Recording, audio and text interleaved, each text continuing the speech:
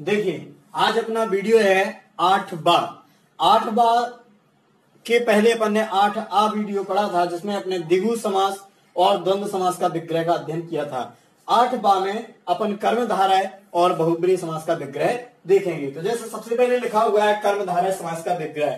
तो कर्मधारय समास की परिभाषा थी कि जब पहला पद दूसरे पद की विशेषता बताएगा वो अपना कहलाता है कर्मधारय समास, या पहला पद विशेषण तथा दूसरा पद विशेष होगा वो अपना कर्मधारय समास कहलाता है। उदाहरण के रूप में जैसे आपके सामने 7 पद लिखे हुए हैं, देखिए यहाँ पे अपन देखेंगे नील कमल, श्वेत सर्प, शुष्क लता, महात्मा, वीर पुरुष, वीर बाला, घनश्याम। आप अपन देखेंगे कि इसमें विशेषता क्या है। तो विशेषता जो है कि पहला पद दूसरे पद की विशेषता बताएगा। पहला पद अर्थात पहला पद नील यानी कमल कैसा है, नीला। श्वेत यानी सर्प कैसा है, सफेद। लता शुष्क अर्थात सूखी, लता कैसी है, सूखी। आत्मा कैसी है, महान। पुरुष कैसा है, वीर। बाला यानी लड़की कैसी है, वीर। और श्याम यानी श्याम कैसे हैं, घन जैसे। तो जैसा अपन ने इसका अनुवाद किया हुआ है बिल्कुल उसी तरह से, यानी कमल को अपन क्या कह रहे हैं, नील। तो नील को लिखेंगे अपन नीलम और कमल को लिखेंगे कमलम। ये इसका विग्रह हो गया। इसी प्रकार श्वेत, श्वेत को लिखेंगे अपन श्वेतः और सर्प को लिखेंगे सर्पः। अब यहाँ पे शुष्क को लिखेंगे शुष्का और लता को लिखेंगे लता। तो देखिए ये 3 समास है, इन 3 को पहले समझेंगे आखिर ये कैसे किया। तो ये जो दूसरा पद है कमल, सर्प और लता। कमल शब्द नपुंसकलिंग है, इसलिए नपुंसकलिंग के हिसाब से हमने नील को लिखा है नीलम। सर्प पुल्लिंग शब्द है तो पुल्लिंग के साथ श्वेत को लिख लिया श्वेतः। और लता स्त्रीलिंग शब्द है इसलिए शुष्क का लिख दिया शुष्का। अगर ये जो शुष्क इसमें लिखा होता, जैसे लिखा होता कि शुष्क कमल, तो हम इसको शुष्क को लिखते शुष्कम कमलम। अगर ये जो श्वेत यहां पे लिखा होता तो इसको हम लिखते श्वेतम कमलम। और ये श्वेत लता अगर ऐसी होती तो इसी श्वेत को लिखते श्वेता लता। यानी ये जो पद है अगर पुल्लिंग शब्द होगा तो पुल्लिंग शब्द की विशेषता होगी, स्त्रीलिंग होगा तो स्त्रीलिंग के हिसाब से विशेषता को स्त्रीलिंग में लिख लिया जाएगा, और नपुंसकलिंग पद होगा तो जो विशेषता है वो हम नपुंसकलिंग में लिखेंगे। इसी प्रकार से आत्मा, तो आत्मा जैसा कि आत्मा कैसी है, महान, तो हम महान को इस तरह से लिख सकते हैं। पुरुष, पुरुष कैसा है, वीर। अब पुरुष पुल्लिंग शब्द है तो वीर को हम क्या लिख लेंगे, वीरहा।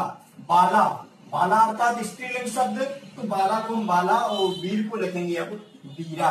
देखिए यहाँ पे ये अंतर स्पष्ट हो रहा है कि पुरुष पुल्लिंग शब्द था इसलिए वीर को हमने वीरहा लिखा, और बाला स्त्रीलिंग शब्द था इसलिए वीर को वीरा लिख लिया है। अब यहाँ पे यदि हम इन पदों को देखेंगे तो नीला कमल, सफेद सर्प, सूखी लता, महान आत्मा, वीर पुरुष, वीर लड़की, घन और श्याम। यहाँ पे कुछ एक शब्द छूट रहा है, तो यहाँ पे विशेषता ये है कि श्याम कैसे हैं, घन जैसे। तो यहाँ पे जैसे शब्द का उच्चारण हो जाएगा घन एवं श्याम। इसका विग्रह एक तरीके से और होता है, दोनों पदों के बीच में 400 शब्द अर्थात होता है बहजो।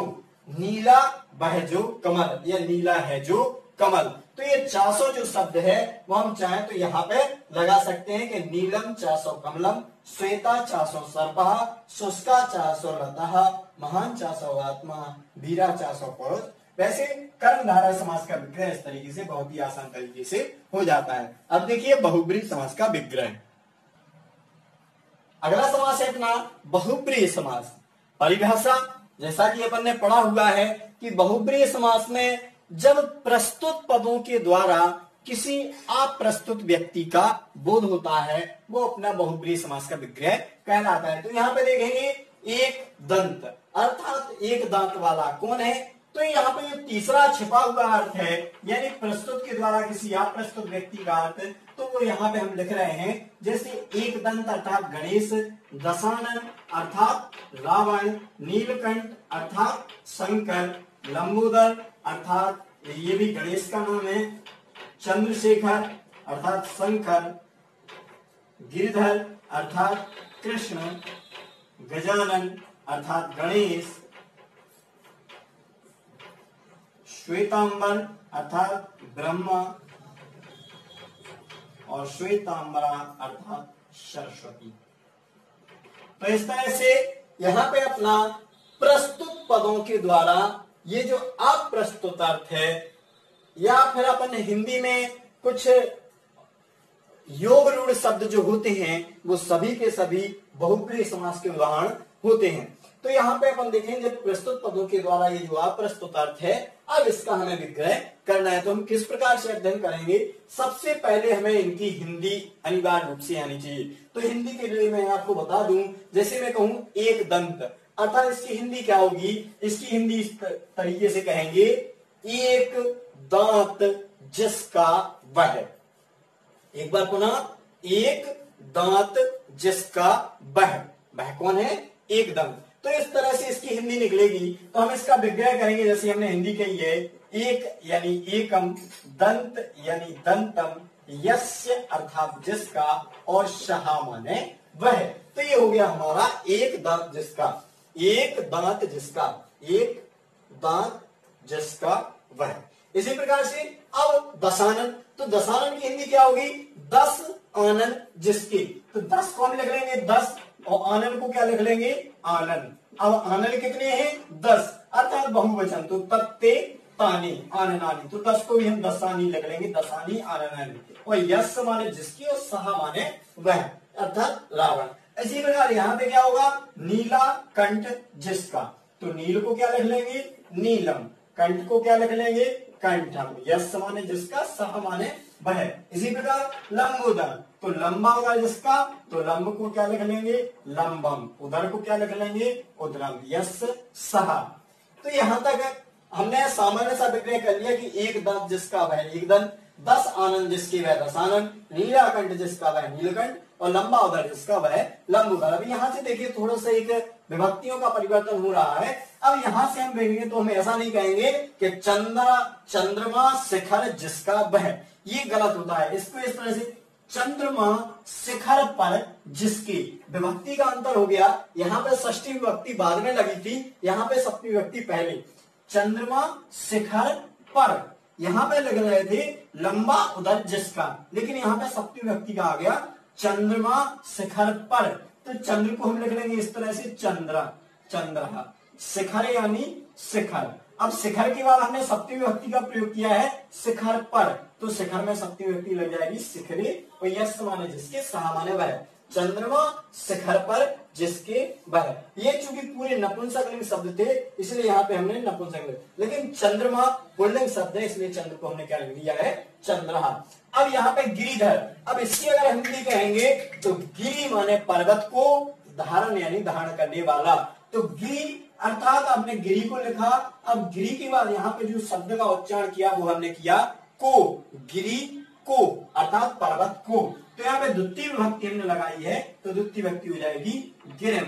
धरा यानी धारण करने वाला। अब यहाँ पे यश ना आकर के केवल आएगा यह माने जो, क्योंकि यहाँ पे निकल रहा था जिसका एक दांत, जिसके दशानन, जिसका नीलाकंठ, जिसका लंबादर, और जिसके शिखर पर चंद्रमा। लेकिन यहाँ पे आ रहा है जो धारण करता है पर्वत को, इसलिए यहाँ पे आया है जो। इसी प्रकार गजानन, यहाँ पे भी विभक्ति का अंतर हुआ है, गज का आनंद, अर्थात यहाँ पे षष्ठी विभक्ति लगी हुई है, गज का, अर्थात यहाँ पे क्या हो जाएगा? गजस्य, और आनंद को हम लिख लेंगे आननम। यहाँ पे वापस आ जाएगा जो का त्यों, यस यानी वह, और सहा माने वह, यस माने जिसका, सहा माने वह। अब यहाँ पे देखिए श्वेतांबरा। अब देखिए इन दो पदों में अंतर, ये विशेष रूप से थोड़ा इनको देख लीजिए। यहाँ पे श्वेतांबरा लिखा हुआ है, और यहाँ पे लिखा है श्वेतांबरा। इसी प्रकार से कुछ और होते हैं, आप उनको थोड़ा सा मैं नीचे, तो देखिए श्वेतांबरा और श्वेतांबरा, इसी को हम ऐसा भी लिख सकते हैं। एक अपना और होता है कि पीतांबरा, ये पद भी अपना बहुप्रिय समास का उदाहरण है। लेकिन जब ये पद, अब इन पदों में अंतर क्या है? इसके अंत में विषय लगा हुआ है, इसके अंत में बड़ा आ है, और इसके अंत में विषय, अर्थात ये जो ना दो पद हैं, ये और ये पुल्लिंग शब्द है, और ये जो बड़ा आ हो गया है ये स्त्रीलिंग है। जबकि इसी को अगर हम ऐसा लिख दें श्वेतांबरम, तो ये क्या हो जाएगा, नपुंसकलिंग शब्द हो जाएगा। अब जब ये नपुंसकलिंग शब्द हो जाएगा तो ये किसी तीसरे व्यक्ति का उच्चारण नहीं करेगा, अर्थात ये हमारा अंबर अर्थात वस्त्र और श्वेत यानी सफेद, वस्त्र कैसे हैं, सफेद। अब ये हमारा कर्मधारय समास बन चुका है, अर्थात हम इसको लिख लेंगे श्वेतम अम्बरम। इसी प्रकार जब यहाँ पे विसर्ग लगा हुआ है तो ये किसी व्यक्ति के बारे में बात चल रही है, अर्थात ये हमारे कौन से समास है, बहुब्रीहि समास। तो हम इनका विग्रह इस तरीके से करेंगे, देखिए जैसे सफेद वस्त्र जिसके, तो श्वेत को लिख लेंगे हम श्वेतम, अंबर को लिख लेंगे अंबरम, और यस यानी जिसके, और सहा माने वह। एक तो ये हो गया सफेद वस्त्र जिसके वह। अब यहाँ पे भी हम इसी तरह से लिखेंगे श्वेत यानी श्वेत, अंबरम यानी वस्त्र। अब यहां पर अंतर पड़ जाएगा, यहां पे हो जाएगा यस्या और यहां पे हो जाएगा सा। ऐसा क्यों हो जाएगा, क्योंकि यहाँ पे जो पद है वो हमारे स्त्रीलिंग है, अर्थात ये किसी स्त्री की बात कर रहे हैं, इसलिए जो पुल्लिंग शब्द की जो षष्ठी थी वह स्त्रीलिंग की षष्ठी बन चुकी है, और जो पुल्लिंग शब्द का सा था वह स्त्रीलिंग का सा बन चुका है, अर्थात श्वेत वस्त्र जिसके वह, वह कौन है, सरस्वती। तो इस तरीके से बहुब्रीहि समास का विग्रह पूरा हुआ। अब इन विग्रहों के आधार पे आप कोई भी समास हो, अब हम उनका विग्रह कर सकते हैं। कोई भी पद हो उसका विग्रह ऐसा नहीं है, अगर आपने उसका हिंदी उच्चारण ठीक ठीक कर लिया तो उसका समास विग्रह बहुत ही जल्दी और बहुत ही सरल तरीके से हो जाता है। अब अगली कक्षा पढ़ेंगे अपन 8 बाकी बचे हुए समासों का विग्रह। धन्यवाद।